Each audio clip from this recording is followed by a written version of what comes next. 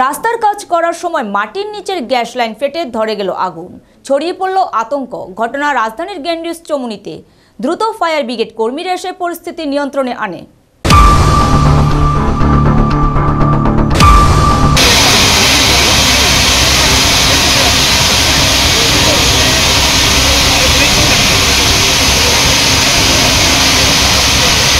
আগরতলা শহরের বিভিন্ন জায়গায় নতুন ড্রেন ও রাস্তা নির্মাণ এবং সংস্কারের কাজ চলছে, যার কারণে মাটি খনন করতে হচ্ছে। অপরদিকে গোটা আগরতলা শহর জুড়েই মাটির নিচে মাকড়সার জালের মতো বিস্তার হয়ে রয়েছে TNGCL এর গ্যাস লাইন। কিন্তু মাটি খনন করার সময় শ্রমিকরা মাটির নিচের গ্যাস লাইনগুলো বাঁচিয়ে খনন করতে পারছে না।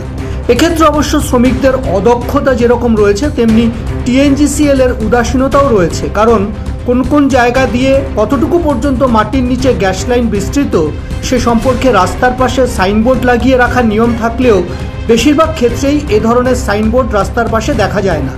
ফলে যখনই বিভিন্ন রাস্তা সংস্কারের জন্য খনন করতে হচ্ছে বা নতুন ড্রেন নির্মাণের জন্য খনন কাজ হচ্ছে, দেখা যাচ্ছে মাটির নিচের সেই পাইপলাইন কোদাল কিংবা গাইতির আঘাতে ফেটে যাচ্ছে। এতেই ঘটছে বিপত্তি। গ্যাস লাইন ফেটে গ্যাস বেরুলেই হাওয়ার সংস্পর্শে এসে বিভিন্ন কারণে সেই লিক হওয়া গ্যাসে লেগে যাচ্ছে আগুন। আর এমনই ঘটনা দেখা গেল শনিবার গ্র্যান্ডিস চৌমুনি এলাকায়। মাটির নিচে গ্যাস লাইন ফেটে মারাত্মকভাবে আগুন ধরে যায় সেই গ্যাসে। গোটা এলাকায় আতঙ্ক ছড়িয়ে পড়ে। স্থানীয়ভাবে খবর দেওয়া হয় ফায়ার সার্ভিসে। ঘটনাস্থলে দ্রুত পৌঁছে যায় ফায়ার সার্ভিসের দুটি ওয়াটার ইঞ্জিন এবং একটি ছোট গাড়ি।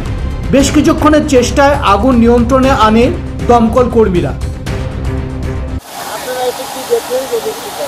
ঘটনা প্রথমে আমরা খবর পাই এখানে ওই গ্র্যান্ডিস ক্লাবের সামনে এখানে একটা লাইন গেছে, আগুন লাগে। হ্যাঁ, আয়া দেখি যে অনেক বিশাল আগুন, এখনো গ্যাস বের হচ্ছে। আগুন আয়ত্তে এনেছি আমরা খুব অনেক চেষ্টা করে। হ্যাঁ, এই নিয়ে দুইটা টার্ন আউট, ওয়াটার ট্যান্ডার দুইটা আর একটা ছোট গাড়ি। দেখলাম এখানে একটা মাটি খনন করা আছে। আমার যেমন কোনো আগে কোনো লিক টিক ছিল, হ্যাঁ, ও খনন করার সময় মানে এই দুর্ঘটনাটা ঘটে। না, এরকম কোনো ঘটনা হয়নি। এখন গ্যাস অনবরত লিক হচ্ছে, আগুনটা নেই। হ্যাঁ, এখনো চান্স আছে। যদি সিএনজি তাড়াতাড়ি এসে যদি পাইপটা যদি না অফ করে তা দুর্ঘটনা হওয়ার সম্ভাবনা আছে। হয়েছে প্রায় 20-25 মিনিট হয়েছে। একবার ওরা টিম এসে আবার বললো ওই যে যারা গ্যাসটা অফ করে ওরা আসবে।